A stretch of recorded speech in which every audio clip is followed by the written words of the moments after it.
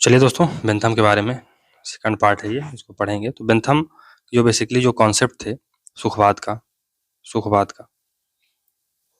फिर उसका जो बहुमतवाद का कॉन्सेप्ट है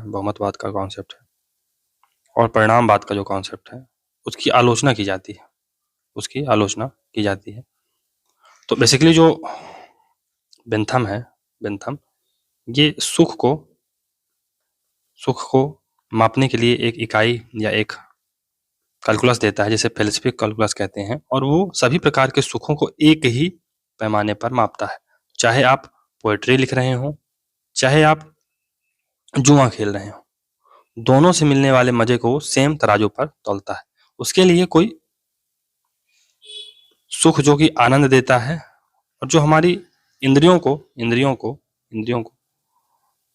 आनंद देता है, उसमें अंतर नहीं महसूस करवाता है कि जो सुख हमें हमारी आत्मा को आनंद दे रहा है और जो हमारी इंद्रियों को आनंद दे रहा है, उसमें वो अंतर नहीं करता है ना। तो वो कहता है कि जो सुख होते हैं मात्रात्मक होते हैं, गुणात्मक नहीं होते हैं।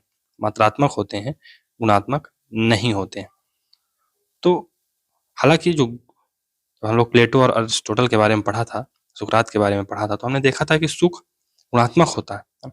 माता पिता की सेवा करना, अब इसमें कोई है ना, हमें मात्रा का एहसास नहीं हो रहा है, हम उसको गिन नहीं सकते हैं सुख को, लेकिन उसका जो है ना, हमें जो आत्मिक सुख मिलता है उसकी अलग ही वैल्यू है। भगत सिंह ने भारत के लिए, देश के लिए फांसी पर चढ़ गए, तो उनको अगर देखा जाए तो भगत सिंह को तो दुख मिला, 21 साल की उम्र में वो शहीद हो गए। लेकिन ये जो सुख है, कौन सा सुख? देश प्रेम का सुख, है ना, अपने आप को समर्पित कर देने का सुख, ये गुणात्मक सुख है। इसकी बेंथम इसकी अवहेलना करता है, जिसकी आगे चल के जो जे.एस. मिल है वो भी इसकी आलोचना करता है। और बेसिकली एक जो ये पिक्स फिलॉसफी कहता है कि ये पिक्स फिलॉसफी है ना, सुअर की फिलॉसफी है ना, कि ये पिक्स फिलॉसफी है और इसकी आलोचना की जाती है। बेपर नहीं, कार्लाइल इसको पिक्स फिलॉसफी कहता है। कि जैसे पिक्स सुखों में अंतर नहीं कर सकता है ना, प्लेजर और पेन में अंतर नहीं कर सकता है। इसी प्रकार ये मनुष्य को बता रहा है कि मानव भी जो उच्च सुख हैं या उच्च आनंद वाले सुख हैं, जो हमारी आत्मा को आनंद देते हैं, सुख देते हैं, उन सुखों में और जो हमारी इंद्रियों को सुख देते हैं, उनमें अंतर क्या मानव नहीं कर सकता है? मानव तो कर सकता है, सुअर नहीं कर सकता है। तो ये बेसिकली कार्लाइल कहता है कि ये पिक्स फिलॉसफी। तो भारत के जो लोग हैं, स्वतंत्रता है उनके पास, समानता है, उन्हें अभिव्यक्ति की आजादी है। ये भारत के लोग गुणात्मक सुख का आनंद ले रहे हैं। चीन के पास भले ही आर्थिक रूप से समृद्धता हो चीन के लोगों के पास, लेकिन उनके पास ये गुण नहीं है कि वो अपनी अभिव्यक्ति प्रकट कर सकें। तो इसलिए उनका जो सुख है वो मात्रात्मक तो हो सकता है, लेकिन गुणात्मक नहीं है। लेकिन भारत के लोगों का जो सुख है, भले ही मात्रात्मक रूप से कम हो, लेकिन गुणात्मक रूप से उनसे बहुत ज्यादा है। फिर ये जो आलोचक हैं, इसके बहुमतवाद का भी इसकी घोर आलोचना करते हैं। जैसा वो बोलता है कि maximum happiness of maximum number of people. तो इससे क्या होता है maximum happiness of maximum number of people से, कि जो फॉर एग्जाम्पल अगर 51% लोगों को किसी भी कार्य से सुख मिल रहा है, फॉर एग्जाम्पल कोई रोड बनाई जा रही है, अब रोड बनाई जा रही है तो यहाँ पर बहुत सारे जंगल हैं, है ना, और यहाँ पर कबीले रहते हैं या कि ट्राइब्स रहते हैं। तो जंगल के अंदर से जब रोड बनाई जाती है, तो भले ही 50 या 51% लोगों को या 70% लोगों को इससे सुख मिलता हो, लेकिन जो 30% जनसंख्या है वो तो उससे दुखी है। जो ट्राइबल्स हैं, उनको पलायन करना पड़ेगा, उनको पता नहीं कितनी कितनी परेशानियों का सामना करना पड़ेगा। ये उनकी अवहेलना कर देता है। ये 70% का सुख अधिक महत्वपूर्ण है, जबकि ये 30% जो ट्राइबल्स हैं, उनके दुख को ये दरकिनार कर देता है। तो ये यहाँ से कहीं ना कहीं ये एक रॉन्ग प्रिंसिपल है। क्यों? क्योंकि एक व्यक्ति का भी मत या एक व्यक्ति की भी सुख है, दुख है, उसको भी महत्वपूर्ण माना जाना चाहिए। तो ये अल्पसंख्यक जो मत हैं, उनको ये अल्पसंख्यक मत है, उनको ये दरकिनार कर देता है। तो बिल किमलिका एक बहुत ही महत्वपूर्ण थिंकर है, वो इनकी आलोचना करते हैं। बिल किमलिका ये मल्टी कल्चरिस्ट हैं, या मल्टीकल्चरिज्म पर ये अपने विचार प्रकट करते हैं। आगे चल के जब हम लोग मल्टीकल्चरिज्म पढ़ेंगे तो वहां पर इनको देखेंगे। आगे चल के हम लोग पढ़ेंगे कि रॉल्स जो कि एगलिटेरियन थिंकर है, वो कहता है कि जो समाज है वो एक चेन की तरह होता है, एक चेन की तरह होता है। तो कोई चेन अगर मान लो 100 कड़ियों से मिलकर बनी है, उसकी 99 कड़ियां ठीक से काम कर रही हैं, लेकिन अगर एक कड़ी कमजोर है तो क्या समाज मजबूत हो जाएगा, या वो कड़ी मजबूत हो जाएगी, या वो चेन मजबूत रहेगी? नहीं रहेगी। इसी प्रकार समाज के अगर 99% लोग सुखी हैं पर 1% लोग अगर दुखी हैं, तो क्या वो समाज स्वस्थ रहेगा, क्या वो समाज सुखी रहेगा? तो वो समाज सुखी कहीं से कहीं तक नहीं रह सकता। फिर उसका जो बेंथम है, उसका एक और कॉन्सेप्ट है परिणामवाद का, कॉन्सिक्वेंशलिज्म का, परिणामवाद का। तो बेंथम का मानना था कि हर आवंटन का जो उद्देश्य होना चाहिए वो सुख होना चाहिए और उसका परिणाम निश्चित होना चाहिए। तो अब हम देखते हैं कि वर्तमान में भी सरकार रिजल्ट ओरिएंटेड पॉलिसीज पर फोकस करती है, तो रिजल्ट ओरिएंटेड पॉलिसीज पर फोकस करती है। लेकिन इसका एक तर्क भी ये भी है कि अगर हम हमेशा परिणाम पर फोकस करेंगे तो हम उतनी ऊंचाई तक नहीं पहुंच पाएंगे। ये बात भी है। तो हमेशा परिणाम, कंसिक्वेंस, किसी भी चीज के कंसिक्वेंस से हर चीज को मापना सही नहीं होता है। फॉर एग्जाम्पल अब आपने दिन रात मेहनत की और खूब संपत्ति कमाई, लेकिन राज्य यहाँ पर आ जाता है और कहता है कि हम 99 लोगों के सुख के लिए आपकी जो संपत्ति है इसमें टैक्स लगाएंगे, है ना, इसको ले लेंगे, तो आपकी मेहनत तो बेकार चली गई ना। तो ये जो आवंटन की प्रक्रिया है ये गड़बड़ हो जाएगी। फिर इसका लॉजिक विरोध करता है कि ऐसे तो आप जो मेहनत है उसको आप दरकिनार ही कर देंगे। 99% लोगों की जो कि दुखी हैं, गरीब हैं, उनकी सुख के लिए आप एक व्यक्ति जो संघर्ष कर रहा है, मेहनत कर रहा है, उसका पैसा लेके इन लोगों को दे रहे हैं, तो ये कहाँ से कहाँ तक जायज है? तो परिणामवाद हमेशा सही नहीं होता। हमने देखा था अभी कांत और गीता इसका विरोध करती है। गीता क्या कहती है कि कर्म करो फल की इच्छा मत करो। लेकिन जो परिणामवाद है, कॉन्सिक्वेंशलिज्म है, ये सबसे पहले परिणाम देखता है। अगर परिणाम सही नहीं है, और यहाँ पर एक और बात है कि परिणाम अगर अच्छे हैं तो साधन कुछ भी हो उससे फर्क नहीं पड़ता है। लेकिन जो गांधी जी हैं वो साधन की भी पवित्रता को स्वीकार करते हैं कि साधन भी पवित्र होने चाहिए। ऐसा नहीं है कि आपने साध्य जो आपका है, एंड गोल है, आपने उसको अचीव कर लिया, लेकिन साधन आपने बुरे साधन का उपयोग किया, तो फिर आपके जो परिणाम है उसका कोई औचित्य नहीं रह जाता है। तो इन सब चीजों की आलोचना की जाती है बेंथम की। इसको पढ़ते हैं मैक्सी। बेंथम का उपयोगितावाद भेड़िया तथा साधुता समाज में साधुपन को महत्व देता है, जबकि मिल प्रत्येक अवस्था में साधुपन को महत्व देता है। जबकि जो बेंथम का उपयोगितावाद है ये भेड़िया समाज में, भेड़िया यानी अगर राजतंत्र है, मोनार्की है, निरंकुशपन है, तो वहां पर आपका सुख क्या होगा? आप राजा की बातों की अवहेलना मत करें, उनकी बातों को माने, और अगर डेमोक्रेसी है तो आप अपने विचारों को अभिव्यक्त करें। तो वहां पर आप साधु वाले समाज में साधुपन हो जाएंगे और भेड़िया समाज में भेड़िया हो जाएंगे। कार्लाइल, बेंथम का सुखवादी दर्शन सूरों का दर्शन है, यानी पिग्स फिलॉसफी है। ये केवल सुख को एक ही तराजू पे तौलता है, सुख का कोई दूसरा आयाम ये खोज नहीं पाता है। बिल किमली का, बेंथम का यह विचार गलत है कि मनुष्य केवल सुख चाहता है या उसे केवल सुख की इच्छा करनी चाहिए।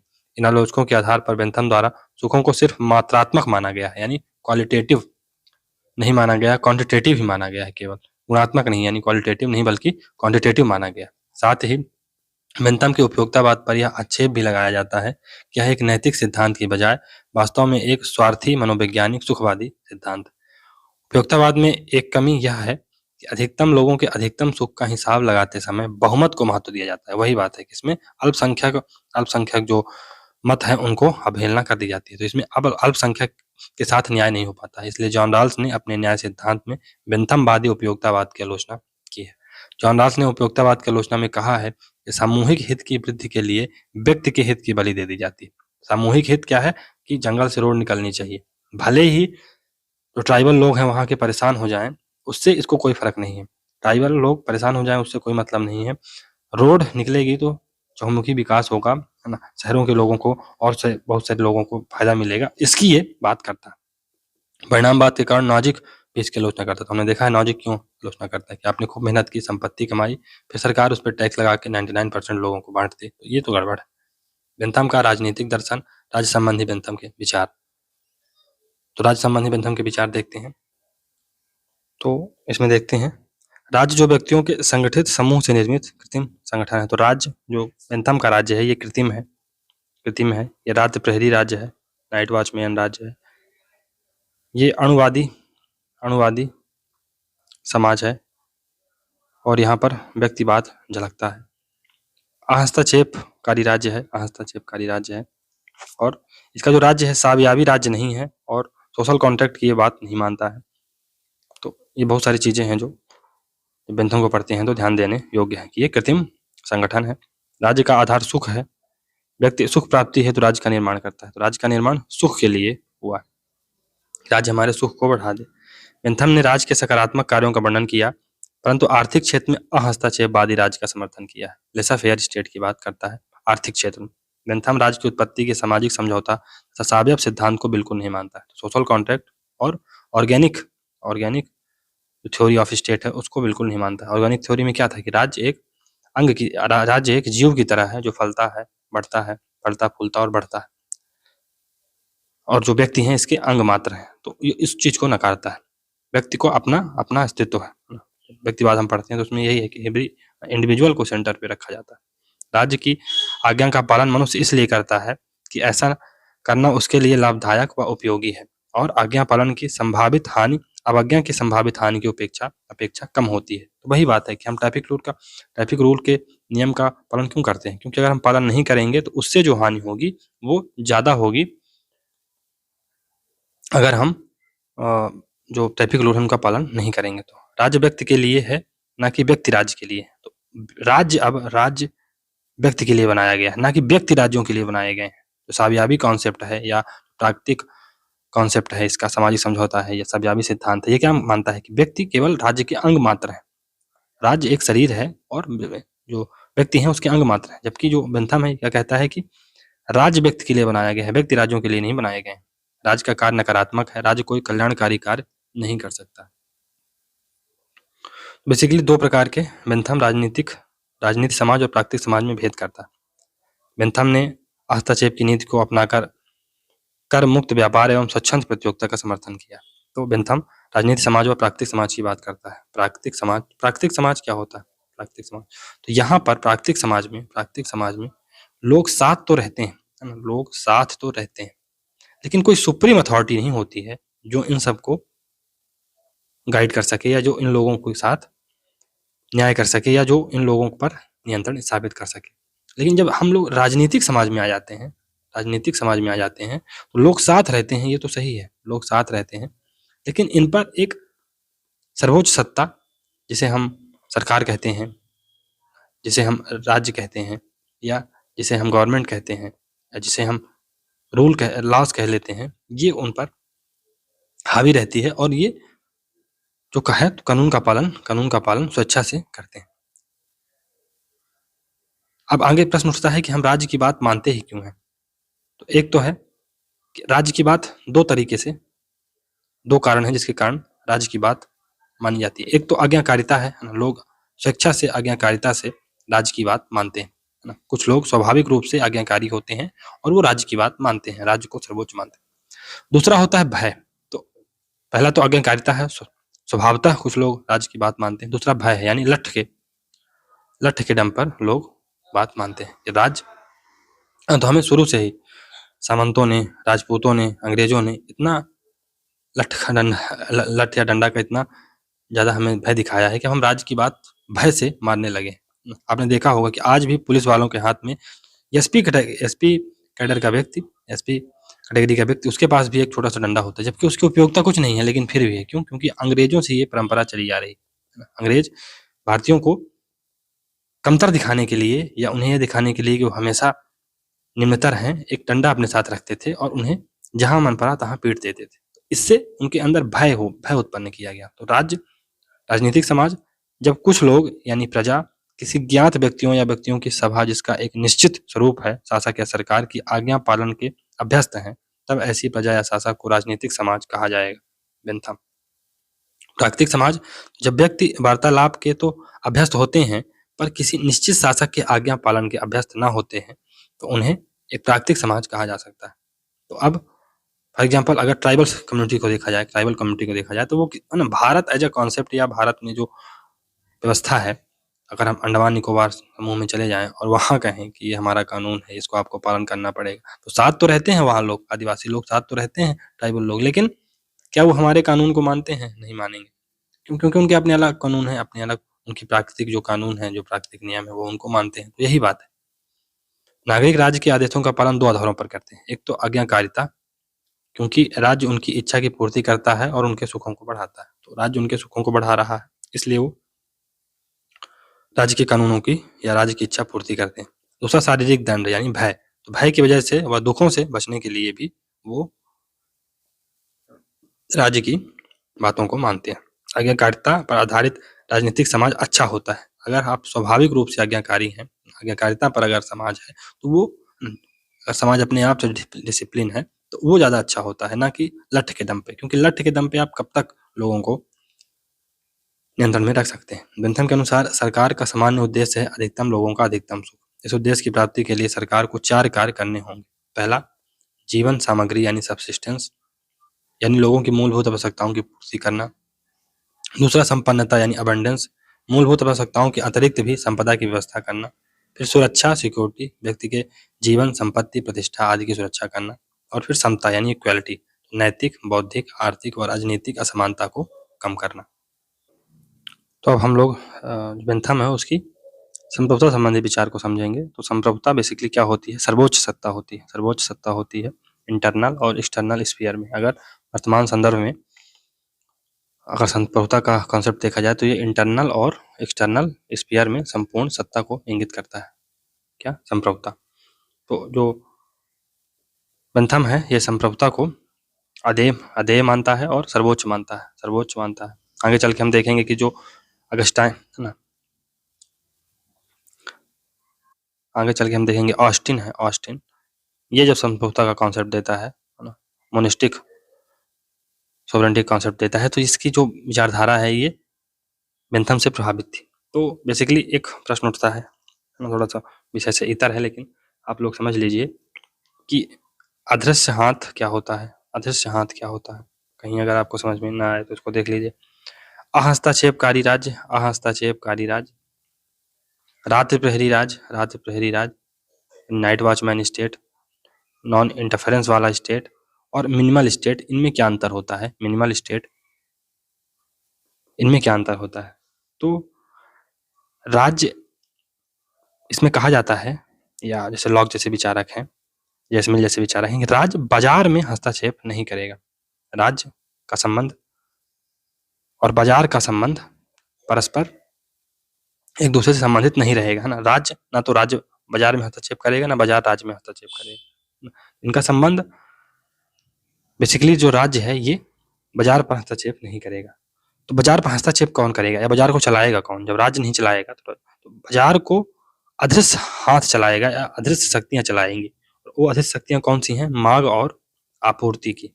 मांग और आपूर्ति की अदृश्य शक्तियां, जितनी मांग होगी उसकी आपूर्ति होगी। आपूर्ति हो जाएगी तो मांग कम हो जाएगी, या और मांग बढ़ेगी तो और आपूर्ति होगी। तो मांग और आपूर्ति की जो अदृश्य शक्तियां हैं वो बाजार को चलाएंगी, ना कि सरकार या राज्य बाजार को चलाएगा।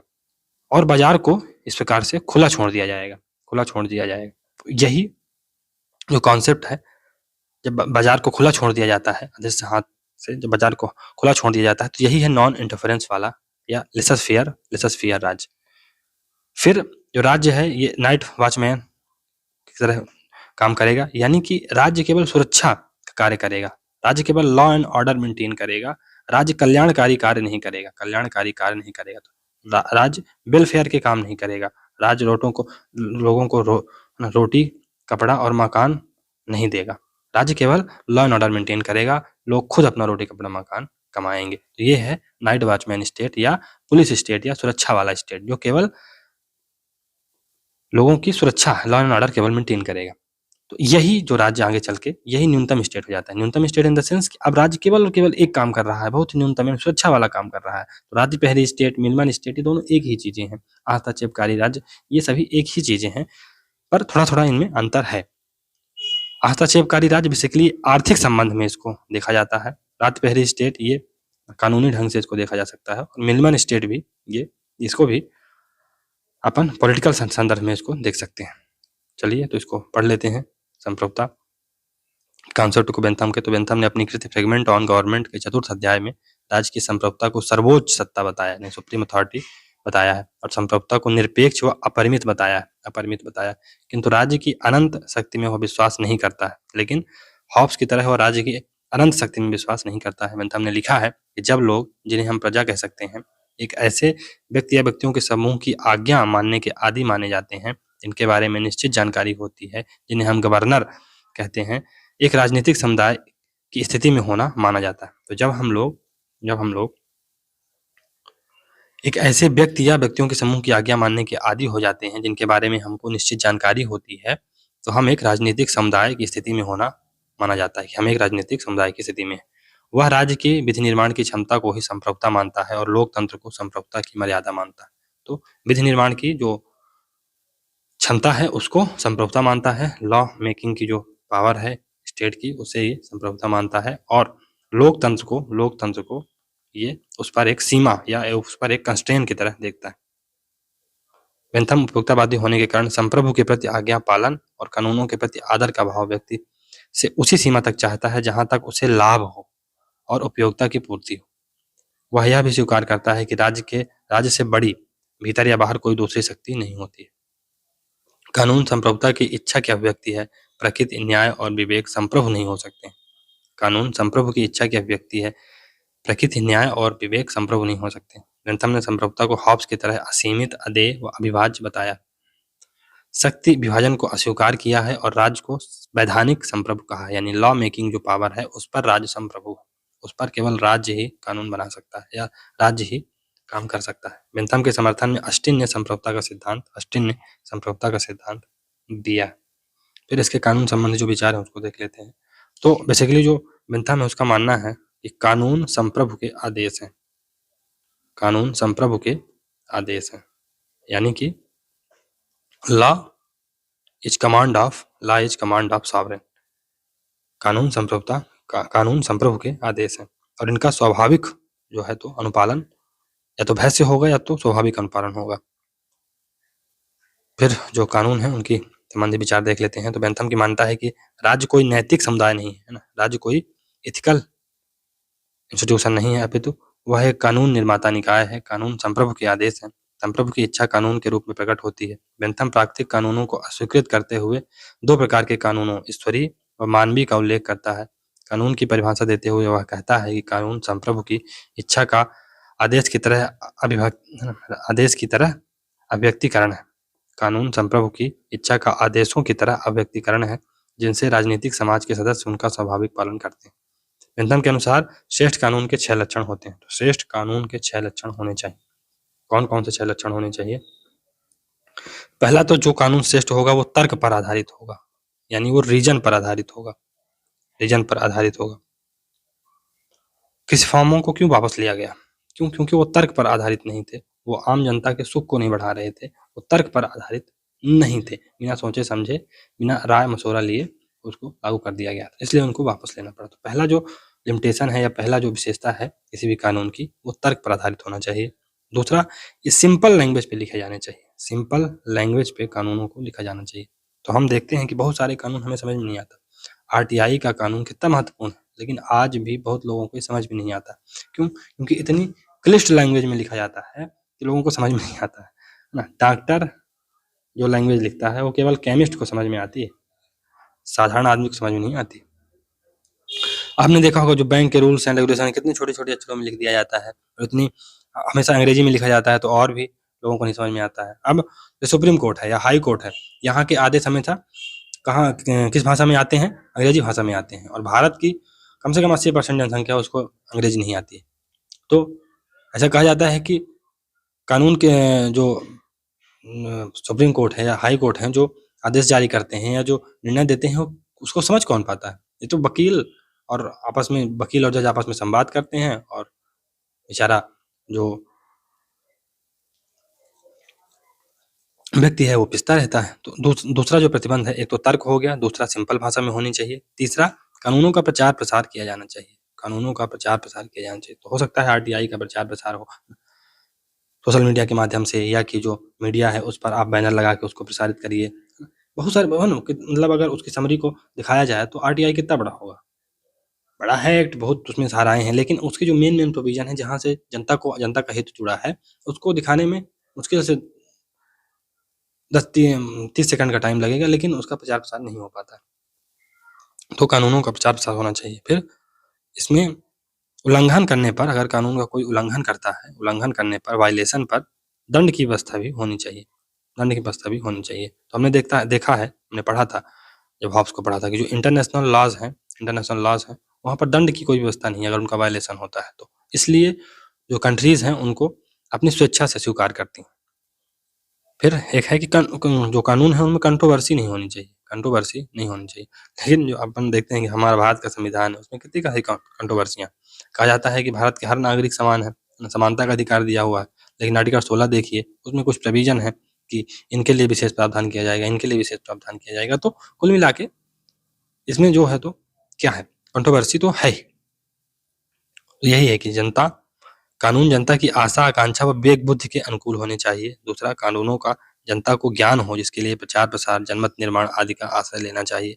कानूनों में विरोधाभास नहीं होना चाहिए। कानून सरल, स्पष्ट व सुबोध भाषा में लिखे गए हों। कानून व्यवहारिक हों, प्रैक्टिकल हों। ऐसा नहीं कि आप कुछ भी कानून अनाप शनाप लेके चले आए। कानून प्रैक्टिकल भी होने चाहिए। कानूनों का पूर्ण रीति से पालन होना और कानून भंग के लिए पूर्ण दंड की व्यवस्था होनी चाहिए। बेंथम के अनुसार लड़ाई व तूफान पढ़ने पढ़ाने के लिए श्रेष्ठतम हो सकते हैं, परंतु सहन करने हेतु तो शांति व सुरक्षा ही श्रेष्ठकर होते हैं। बेंथम कानून और स्वतंत्रता को एक दूसरे का विरोधी नहीं मानता है। उसके अनुसार अच्छे कानून से अधिक नागरिक स्वतंत्रता को प्राप्त, है ना, क्या है कि उसके अनुसार अच्छे कानून से अधिक नागरिकों को स्वतंत्रता प्राप्ति होती है और प्राकृतिक स्वतंत्रता व स्वच्छंदता कम हो जाती है। स्वतंत्रता सुरक्षा का एक अंग है, इसलिए सुरक्षा के आधार पर इसे कम या ज्यादा किया जाना आवश्यक है। अब न्याय के बारे में क्या बोलता है कि जो ब्रिटेन है वहां पर जजेस एंड कंपनी चलती है, ना। तो कानून न्यायाधीश द्वारा न्यायाधीशों के लिए बनाया जाता है, या कानून न्यायाधीशों द्वारा वकीलों के लिए बनाया जाता है। भारत का जो संविधान है उसे वकीलों का स्वर्ग कहा जाता है, एडवोकेट्स या लॉयर्स पैराडाइज। 90% लोग कानून को समझ ही नहीं पाते हैं, इवन कॉन्स्टिट्यूशन को नहीं समझ पाते हैं। तो यही है कि ये स्वर्ग है किसका, वकीलों का स्वर्ग है। तो इसमें थोड़ा सा देखते हैं कि बेंथम ने न्यायाधीशों को जजेस एंड कंपनी कहकर उन्हें व्यापारी बताया है, और उनके अनुसार हमारे कानून न्यायाधीशों द्वारा न्यायाधीशों के लाभ के लिए बनाए जाते हैं, न्यायाधीशों द्वारा न्यायाधीशों के लिए, है ना। हमारा जो सिस्टम है उसमें हम लोग एक सिस्टम देखते हैं, कौन सा, कॉलेजियम सिस्टम, जहाँ पर जज ही जज को अपॉइंट करता है। तो ये क्या सिस्टम सही है, ये गलत है। 99th जो कॉन्स्टिट्यूशनल अमेंडमेंट एक्ट आया था, इस पर लगभग 90% देश की जनता इस पर अपनी सहमति दे रही थी। लोकसभा से पारित हुआ, राज्यसभा से पारित हुआ, 15 विधानसभाओं से पारित हुआ, लेकिन फिर भी सुप्रीम कोर्ट, जहां पर 5 लोग केवल बैठे थे, इसको नकार दिया। बोला इससे हमारी जो एक निष्ठा है या हमारी जो निष्ठा है वो कमजोर पड़ती है और हमारे ऊपर दबाव पड़ेगा, इसलिए इसको बंद कर दिया गया, इसको नकार दिया गया। ये कहाँ से कहाँ तक सही है, तो यही है। फिर न्याय में समय अधिक महत्वपूर्ण होता है। देर से मिलने वाला न्याय अन्याय होता है। Justice delayed is justice denied, ऐसा कहा जाता है कि justice delayed is justice denied. तो अगर न्याय जो बहुत समय बाद मिला फिर उसका अर्थ ही क्या रह जाता है। बेंथम ने फ्रेगमेंट ऑन गवर्नमेंट में संवैधानिक विधि की विवेचना की है। वह जूरी व्यवस्था का भी विरोधी था। भारत में भी जूरी सिस्टम तो खत्म हो चुका है, लेकिन ब्रिटेन में जो जूरी सिस्टम था उसकी यह आलोचना करता है। फिर लैंगिक समानता, बेंथम के अनुसार स्त्री पुरुष के बीच प्राकृतिक भेद स्त्रियों के दमन का आधार नहीं हो सकता। जो प्राकृतिक भेद है कि स्त्रियां कमजोर होती हैं और पुरुष शारीरिक रूप से मजबूत होते हैं, ये उनके दमन का आधार नहीं हो सकता। शासन में महिलाओं की समान हिस्सेदारी का समर्थन किया। उसने अपनी कृति प्लान फॉर पार्लियामेंट्री रिफॉर्म में स्त्री मताधिकार का समर्थन किया, किंतु कॉन्स्टिट्यूशनल कोड में कहा कि स्त्री मताधिकार में कुछ गलत कुछ नहीं है, लेकिन इसके लिए सही समय आया नहीं, अतः बेंथम ने स्त्रियों के मताधिकार का विरोध किया था। तो बेसिकली जो लॉक है, सॉरी ये जो बेंथम है, ये स्त्रियों के मताधिकार की वकालत तो करता है, लेकिन फिर आगे चल के इसको रियलाइज होता है कि अभी वो परिस्थितियां ब्रिटेन में है नहीं। ब्रिटेन का जो समाज है अभी उतना ज़्यादा सक्षम हुआ नहीं है, उतनी ज़्यादा इसमें अंदर अभी प्रोग्रेसिव हुआ नहीं है कि ये जो महिलाएं हैं उनको अगर मताधिकार दे दिया जाए तो वो उनको बचा सके। तो इसलिए फिर वो यूनिवर्सल एडल्ट फ्रेंचाइज की जगह यूनिवर्सल मेल एडल्ट फ्रेंचाइज की बात करता है कि अब केवल मेल लोग ही वोट दे पाएंगे। बेंथम ने स्त्रियों हेतु शिक्षा का समर्थन करते हुए 1816 में क्रिस्टोमैथिया नामक नया पाठ्यक्रम तैयार किया था। तो ये क्रिस्टोमैथिया क्या है? ये बेंथम द्वारा एक पाठ्यक्रम है जिसे स्त्रियों की शिक्षा के लिए तैयार किया गया था। फिर फिलोसॉफिकल रेडिकलिज्म, इसको देख लेते हैं। दार्शनिक अमूलवादी या दार्शनिक अमूल परिवर्तनवाद हमने बहुत बार पढ़ा है। यह वह सिद्धांत है जिसके अंतर्गत जर्मी बेंथम के उपयोगितावाद से संबंधित विचारों को कानून, अर्थव्यवस्था व राजनीतिक संस्थाओं की स्थापना और सुधार में प्रयुक्त किया जाता है। इस स्थापना और सुधार का सूत्र है अधिकतम लोगों का अधिकतम हित। सेवाइन ने बेंथम को दार्शनिक अमूल परिवर्तनवादी का प्रणेता कहा है। बेंथम को दार्शनिक अमूल परिवर्तनवादी कहने के आधार क्या है, इसको देखते हैं। पहला है कि वो एक व्यक्ति एक वोट एक मोल का सिद्धांत लेके आता है। एक व्यक्ति एक वोट और एक मोल का कॉन्सेप्ट लेके आता है। ये अपने आप में रेडिकल विचार और लीग से हटके है। फिर सार्वभौमिक पुरुष वयस्क मताधिकार का समर्थन करता है। स्त्री मताधिकार का खुलकर समर्थन नहीं करता। दबे डांट में या दबे शब्दों में तो वो बोलता है स्त्री मताधिकार का समर्थन करता है, लेकिन खुलकर इसका समर्थन नहीं करता। संसद के वार्षिक सत्र का समर्थन, ताकि प्रतिनिधि जनता के बीच में वार्षिक है ना, जो इसमें है कि संसद के वार्षिक सत्र का सही समर्थन करता है कि एनुअल मीटिंग होनी चाहिए, जिससे कि ऐसा ना हो कि ताकि प्रतिनिधि और जनता के बीच प्रतिनिधि है जनता के बीच वर्ष पर्यंत रहकर उसकी इच्छाओं को जान सके। अगर संसद के सत्र ही होते रहेंगे 3-3, 4-4, तो प्रतिनिधि के पास टाइम नहीं रहेगा जनता के पास जाने का। तो एनुअल मीटिंग होनी चाहिए, जनता अपनी समस्या बता दे और फिर वो आके यहाँ पर जो एनुअल सेशन होगा उस पर उसको डिस्कस करेंगे। गुप्त मतदान का समर्थन करता है, खुले मतदान का विरोध करता है। एक सदनी व्यवस्थापिका को समर्थन देता है। ये ब्रिटेन में लॉर्ड सभा को समाप्त करने का पक्षधर है, क्योंकि यह लोकतंत्र के खिलाफ गणतंत्रात्मक एवं लोकतंत्रात्मक शासन का समर्थन करता है। बेंथम, इस कुटिल संसार को गणतंत्रों का जाल बिछाकर ही सुधारा जा सकता है। कुलीन तंत्र, राजतंत्र व सीमित राजतंत्र की बजाय गणतंत्रात्मक व्यवस्था में शासक व शासितों के हित एक हो जाते हैं। जो गणतंत्रात्मक व्यवस्था यानी रिपब्लिकन जो सिस्टम होता है, वहां पर शासक व शासितों के हित एक हो जाते हैं, क्योंकि गणतंत्र में अधिकतम व्यक्तियों का अधिकतम हित चरम लक्ष्य है। बेंथम ने लोकतंत्र को अच्छी शासन प्रणाली बताया है, क्योंकि इस व्यवस्था में अधिकतम लोगों को अधिकतम सुख प्राप्त हो जाता है। सीबी मैकफरसन ने बेंथम के लोकतंत्र का संरचनात्मक मॉडल इन प्रोटेक्टिव मॉडल कहा है। हमने देखा लाक का भी जो मॉडल था वो प्रोटेक्टिव था, और बेंथम का जो मॉडल है ये भी प्रोटेक्टिव है। बेसिकली ये केवल लॉ एंड ऑर्डर की बात करता है या सुरक्षा की केवल बात करता है, इसलिए ये प्रोटेक्टिव है। ये डेवलपमेंट की बात नहीं करता, लोगों को रोटी कपड़ा मकान मिले या लोगों का डेवलपमेंट हो, इसकी बात ये नहीं करता है। वैधानिक कानूनों या वैधानिक अधिकारों का समर्थन करता है ये, तो ये लीगल राइट्स का समर्थन करता है बेंथम। कानून संप्रभु की इच्छा का प्रकटीकरण है, जिस कारण राजनीतिक समाज के सदस्य उसका स्वाभाविक पालन करते हैं। बेंथम प्राकृतिक कानून सिद्धांत का आलोचक है। नेचुरल राइट्स को ये एनार्किकल फैलेसीज कहता है। प्राकृतिक अधिकारों व कानूनों के विपरीत बेंथम ने राज्य द्वारा निर्मित कानूनों व अधिकारों को मान्यता दी। उन्होंने राज्य को एक ऐसी संप्रभु रचना बताया है जो कानूनों का निर्माण करती है। बेंथम ने कानून को संप्रभु राज्य का आदेश बताया है। उन्होंने राज्य की परंपरा को आगे बढ़ाते हुए संप्रभुता को अविभाज्य, असीमित, स्थायी बताया है। संप्रभुता के उनके विचारों को जॉन ऑस्टिन ने आगे बढ़ाया। अब यहीं पर वो सारी चीजें रिपीट हो रही हैं जो हमने पढ़ रखी हैं, तो उसको रीडिंग के माध्यम से समझ लें बस। एडमंड बर्ग की तरह बेंथम ने भी प्राकृतिक अधिकारों व कानूनों की अवहेलना की है, पर जो एडमंड बर्ग है ये कल्चरल एस्पेक्ट की बात करता है, क्योंकि जो राइट्स हैं ये कल्चरल होते हैं, ये हिस्टोरिकल होते हैं, इसलिए राइट्स दिए जाने चाहिए। इसलिए वो जो नेचुरल राइट्स उनका विरोध करता है कि राइट्स कल्चरल और हिस्टोरिकल होते हैं, नेचुरल नहीं होते हैं। लेकिन विरोध तो करता है किसका? प्राकृतिक अधिकारों का। इसी तरह बेंथम भी करता है। उन्होंने कहा है कि प्राकृतिक कानूनों व अधिकारों की बात करना आतंकवादी भाषा है, लैंग्वेज ऑफ टेररिस्ट लैंग्वेज है ये, क्योंकि इसकी कोई लिमिट नहीं होती है। प्राकृतिक अधिकार की क्या लिमिट होगी, कोई लिमिट नहीं होगी। फिर बेंथम ने प्राकृतिक अधिकारों को अराजक भ्रम, अनार्किकल फैलेसीज, कुबुद्धि व तर्कहीन विचार यानी सिंपली नॉनसेंस अपॉन स्टिल्ट, अलंकृत बकवास व बैसाखियों पर टिकी बेहूदगी बताया है। बेंथम के अनुसार वैज्ञानिक या कानूनी अधिकारों के विपरीत इसके अंतर्विरोध के रूप में प्राकृतिक अधिकार नाम की कोई चीज नहीं होती। बिना कानून बनाने वाले संप्रभु राज्य के कोई कानून नहीं हो सकता। प्राकृतिक कानून तो उस बेटे के समान है जिसका कोई पिता ही नहीं। ये जर्मी बेंथम ही थे जिन्होंने प्राकृतिक अधिकारों और प्राकृतिक कानूनों को कपोल कल्पना बता परंपरागत उदारवाद यानी क्लासिकल लिबरलिज्म को नया उपयोगितावादी आधार प्रदान किया।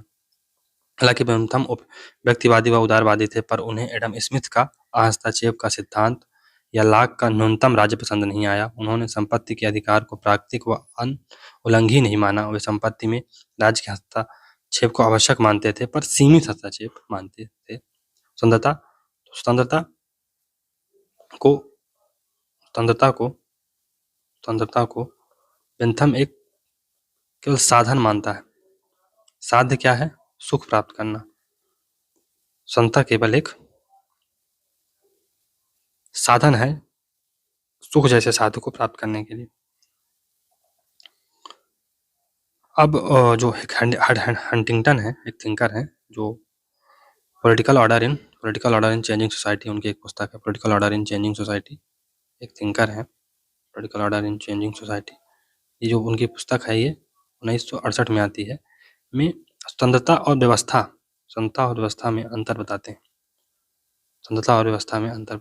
तो उनका मानना था कि स्वतंत्रता और व्यवस्था आपस में रिलेटेड है। क्यों? क्योंकि अगर व्यवस्था नहीं होगी, लॉ एंड ऑर्डर नहीं होगा, सुरक्षा नहीं होगी, तो आपकी जो स्वतंत्रता है ये कोई मतलब नहीं रह जाएगा। अगर आपको जान की सुरक्षा ही नहीं है तो स्वतंत्रता आप क्या ही कर लेंगे। अगर आपके पास खूब स्वतंत्रता है, आप बोल सकते हैं, कुछ कर सकते हैं, है ना। जम्मू कश्मीर में जाके आप स्वतंत्रता है आपके पास, पर्याप्त है, बोल सकते हैं, आप कुछ कर सकते हैं, लेकिन व्यवस्था नहीं है, पता चले आतंकी आके आपको मार दिए गोली, तो इस स्वतंत्रता का कोई मतलब नहीं है अनलेस वहां पर व्यवस्था है, लॉ एंड ऑर्डर है। तो व्यवस्था है ये प्राथमिक है, और स्वतंत्रता है ये द्वितीयक है। लॉक ये आवाज स्वतंत्रता की बात करता है और उसका मानना था कि स्वतंत्रता जरूरी है और प्रकृति रक्षा करेगी। लेकिन जो बेंथम है लॉक और बेंथम की बात की जाए तो लॉक क्या कहता है कि सुरक्षा ये अबाध है, इस पर कोई नियंत्रण नहीं, स्वतंत्रता जरूरी है और प्रकृति अच्छा कौन करेगा? प्रकृति करेगी। लेकिन बेंथम क्या कहता है? बेंथम कहता है कि लाज आबाद नहीं है, ये विधिक होते हैं यानी लीगल होते हैं और इन पर प्रतिबंध या नियंत्रण लगाया जा सकता है। फंडामेंटल राइट्स हमें दिए गए हैं, लेकिन हर जगह पर प्रतिबंध लगाया गया है। सुरक्षा का प्रतिबंध है, बाहरी आंतरिक जो व्यवस्था है उसका प्रतिबंध है, विदेशी देशों से हमारे संबंध न खराब हो उसका सुरक्षा है। फंडामेंटल राइट पर भी प्रतिबंध या कंट्रोल है। तो और इसकी रक्षा कौन करेगा? जो ये हमारी स्वतंत्रता है, इसकी रक्षा कौन करेगा? इसकी स्वतंत्रता राज्य करेगा। अब राज्य ने अधिकार दिए हैं तो राज्य स्वतंत्रता रक्षा करेगा। तो ये चलिए इसमें देखते हैं स्वतंत्रता।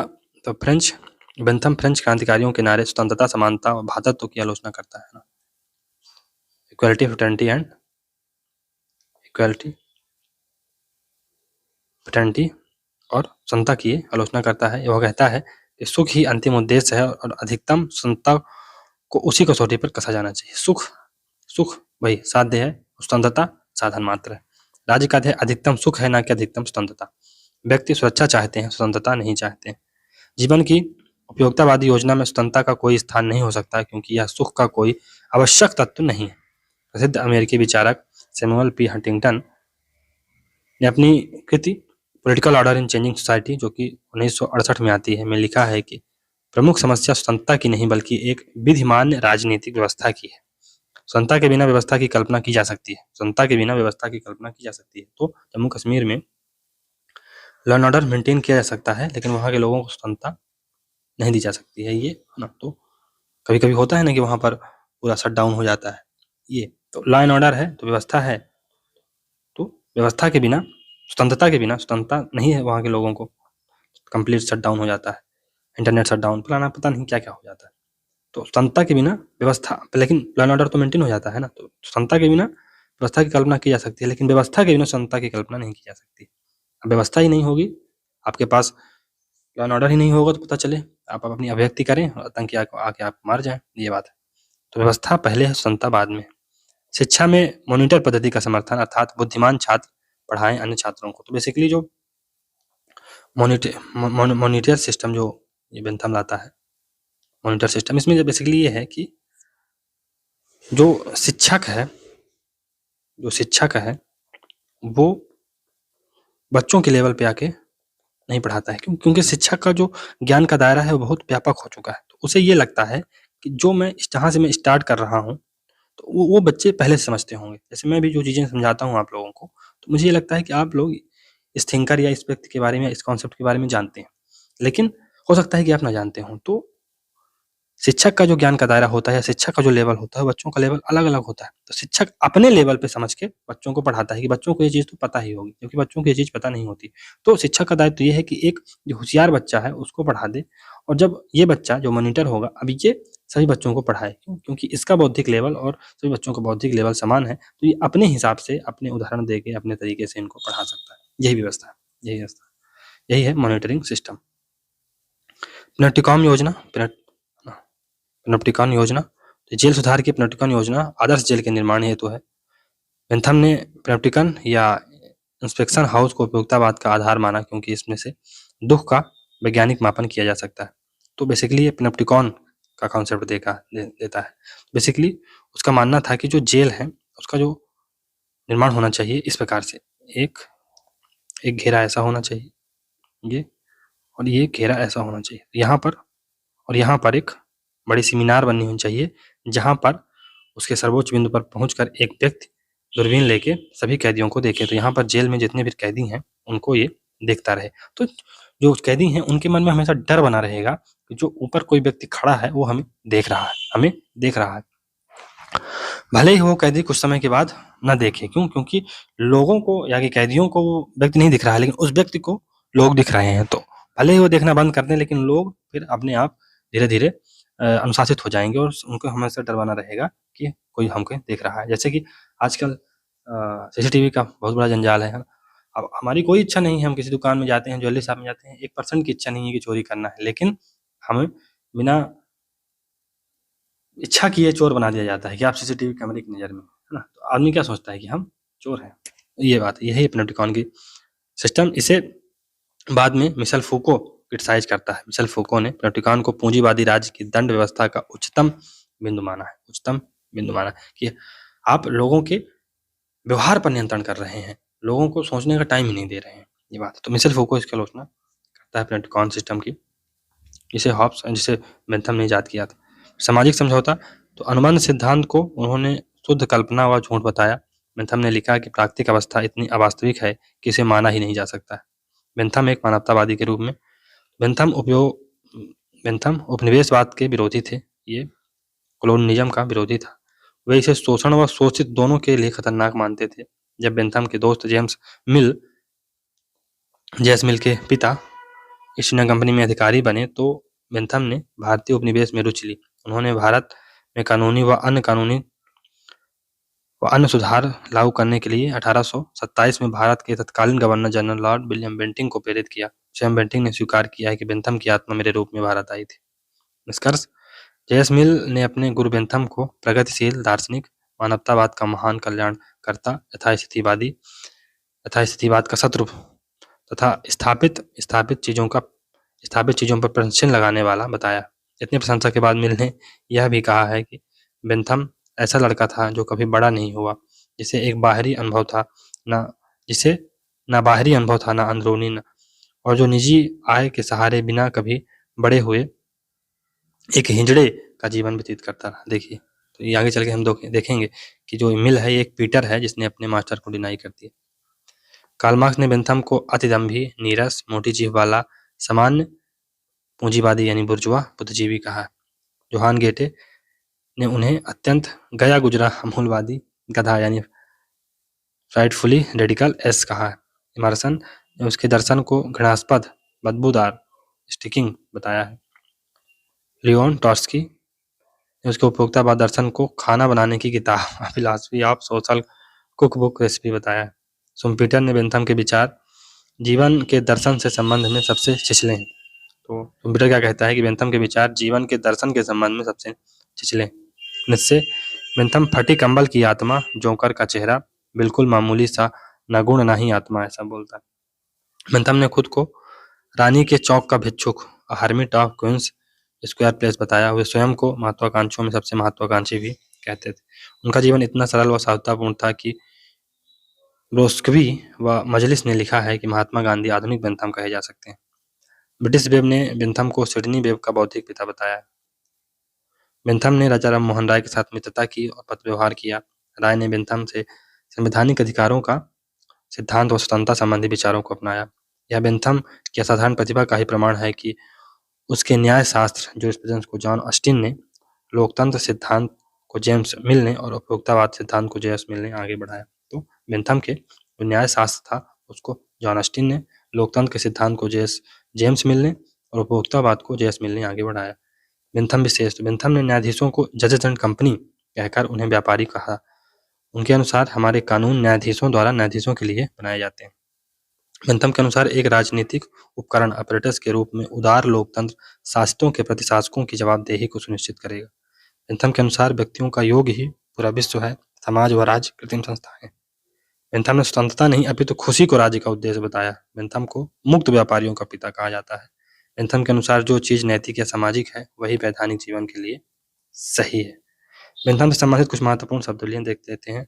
तो पिनोप्टिकॉन, ये जेल सुधार संबंधी योजना है। पिनोप्टिकॉन जेल सुधार संबंधी योजना है। फिर क्रिस्टोमैथिया ये महिला शिक्षा संबंधी पाठ्यक्रम है जो बेंथम ने सुझाया था। फिर मोनिटोरियल सिस्टम, तो प्रतिभाशाली बच्चों द्वारा कक्षा के अन्य बच्चों को पढ़ाने की योजना है। फिलोसफिक कैलकुलस, ये सुख दुख मापने की पद्धति है। और स्प्रिंग ऑफ एक्शन, सुख दुख के मापने के लिए एक विस्तृत मानचित्र है। फिलोसफिक कैलकुलस, तो इसमें मानचित्र, फिलोसफिक कैलकुलस यानी स्प्रिंग ऑफ एक्शन में इसमें सुख दुख को मापने के लिए एक विस्तृत मानचित्र तैयार किया गया है कि सुख को, फॉर एग्जाम्पल कोई चीज है जिसको करने से हमें सुख मिलता है, तो सुख को किस प्रकार से हम दर्शाएंगे। तो अगर ये ऐसे बढ़ रहा है तो ये मान लीजिए कि सुख बढ़ रहा है। अगर अगर ग्राफ नीचे आ रहा है, ऐसे करके ऐसे नीचे आ रहा है, तो ये मान लीजिए कि दुख हो रहा है। तो इस प्रकार से मानचित्र के माध्यम से सुखों को ये बताता है। चलिए यहाँ से हमारा बेंथम समाप्त होता है। तो हम अगले थिंकर के साथ मिलेंगे। दोस्तों आपसे रिक्वेस्ट है चैनल को ज़्यादा से ज़्यादा लाइक करें, सब्सक्राइब करें और शेयर करें। चलिए मिलते हैं अगले थिंकर के साथ। अब तक के लिए thank you very much for discussion.